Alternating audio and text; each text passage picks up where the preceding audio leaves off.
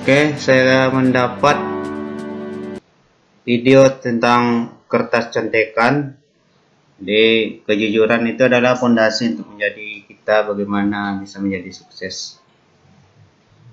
Jadi dari saya tonton dari kasus yang diberikan, Ina melaksanakan ujian kelas. Ketika ujian berlangsung, awalnya peserta didik santai saat mengerjakan ujian.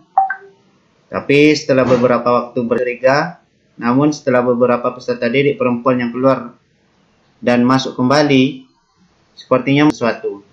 Bu Aminah mulai curiga.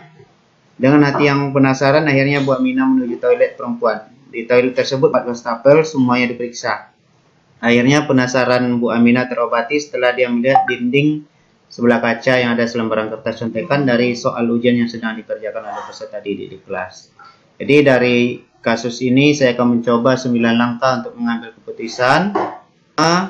Keputusan yang saya ambil adalah sebagai seorang guru, saya akan memanggil peserta didik yang keluar dari kelas saat ujian berlangsung tadi setelah waktu ujian dilaksanakan. Kenapa hal ini saya lakukan? Karena saya tidak ingin mempermalukan peserta didik di depan teman-teman yang lain. Karena bisa saja dengan apa yang saya nasihati nanti di depan kelasnya yang lain, itu akan membuat dia merasa malu dan merasa terhina. Juga saya akan meminta dan melaksanakan investigasi secara satu persatu, karena saya dari awal tadi sudah tahu siapa saja yang keluar masuk ke dalam WC.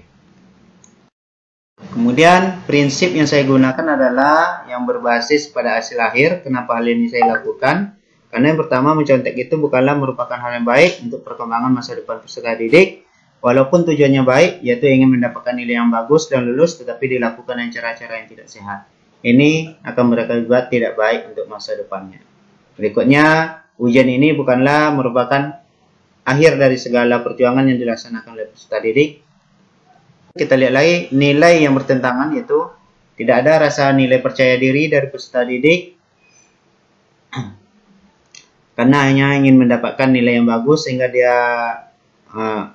melakukan segala cara, terutama menyontek. Kemudian nilai kejujuran dan tidak adanya rasa tanggung jawab. Berikutnya, nilai-nilai yang saling bertentangan dalam status ini yaitu pertama, siapa yang terlibat dalam situasi tersebut? Nah, tentunya Ibu Aminah selaku pengawas ujian ataupun orang yang ditunjuk sebagai guru di dalam kelas. Kemudian fakta yang kita temukan di lapangan tersebut adalah peserta didik saat melaksanakan ujian. Kemudian ada peserta didik yang keluar masuk kelas. Kemudian Ibu Aminah merasa curiga.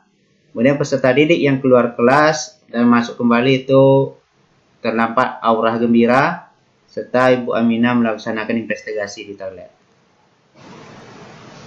Kemudian kita lihat lagi pengujian benar salahnya. Kemudian dari uji legalnya, dari segi hukum kayaknya tidak ada. Dan dari segi regulasi, itu menjawab soal tidak dari pemikiran sendiri, tetapi menggunakan kertas contekan. Kemudian inti-isinya ada ketika melihat peserta didik perempuan satu persatu minta izin keluar dan setelah masuk menunjukkan wajah yang gembira sehingga menimbulkan kecurigaan.